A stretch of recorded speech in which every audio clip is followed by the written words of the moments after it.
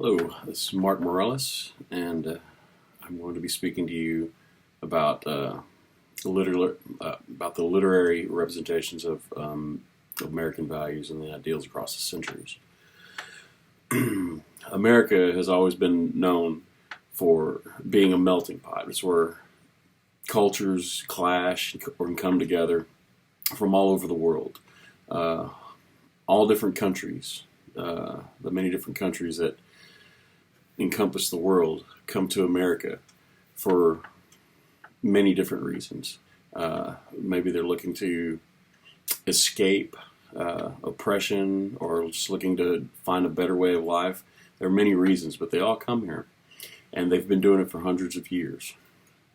And American values have the representation in American literature has spanned centuries, and as it spans, in some points, some things remain the same, but a lot of things differ. As more cultures enter into America, it only stands to reason that the definition of the American value is expanded greatly. Where I'd like to start, where I started off this week, I did a report on Phyllis Wheatley, and she was a slave that was brought from Africa to America. Incidentally, or however lucky she was, fortunately for her, she was taken into a family who gave her every advantage that she could. She learned how to read and write, and she attributes all of these of her blessings to God. And so that would be the Christian faith would be one representation of an American value expressed early on in the course. As you move into the Romantic period, or Romanticism in American literature, it's always a good thing to bring up Henry Wadsworth Longfellow and Paul Revere's Ride, for example, where he establishes a good viewpoint of patriotism. American, it is one of our hardcore things here in America that we hold value to, is patriotism.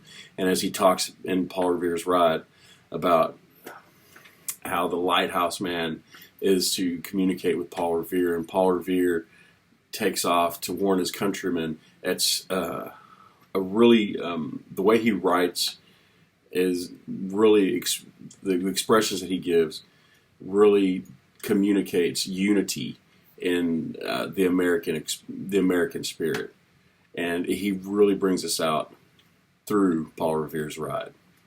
Moving out of the Romantic period, we move into a period of realism or naturalism, where I would like to bring up Walt Whitman, who writes from Autumn Rivulets, There Was a Child Went Forth, who speaks of the realities and of a child as he goes through his everyday life, seeing the surroundings, becoming the surroundings, and just him taking in everything that he is, and all of his surroundings, that the things that the child goes through his life impact who he is. They define what this child becomes, from everything, his father, his surroundings, the people he meets, the nature he comes into contact with, and all of these things come together to define who he is. And that touches on a traditional American value that we have the freedom to express ourselves without being judged, our freedom of speech, and we have the freedom to take these things in and become who we are. Moving out of realism and naturalism, we move into the time of modernism, which I would like to mention Carl Sandburg, who is an interesting character in himself, where he writes the poem Chicago, which in Chicago it's He describes the women of the night and how Chicago is the city as a living entity. You know, it's the hog butcher for the world. It's the tool maker, the stacker of wheat, player with railroads, and the nation's freight handler. You know, stormy, husky, brawling, the city of big shoulders. He goes through here and he talks about, you know, it in what's a seemingly negative light, but basically he's explaining about what's going on here in the Industrial Revolution, and we all need these things to become who we are, to become the greater. And it is another American value that we have, that we could not be great without having some of the bad. You got to have it. There's no going around it. You just, with all the good, the bad comes as well. And you might ask what shapes his view and why he would seemingly talk bad about his city or paint it in a negative light, and then at the end say, "No, we are Chicago. You know, we are the hog butcher for the world. We are the tool maker, the stacker of wheat, and everything," and then represented in a good light. And that's because he's exclaiming he's proud of that, and there's a pride the city has when they come together.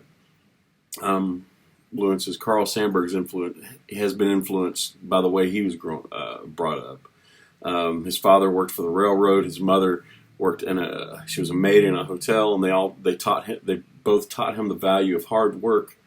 And he was a shoe shine boy, a milk deliverer, and a paper boy as a child. And so he got to see a lot of these things firsthand, and all of these American values that encompassed him every day, he put down into writing. Moving into the postmodern, I'd like to speak about Kurt Vonnegut.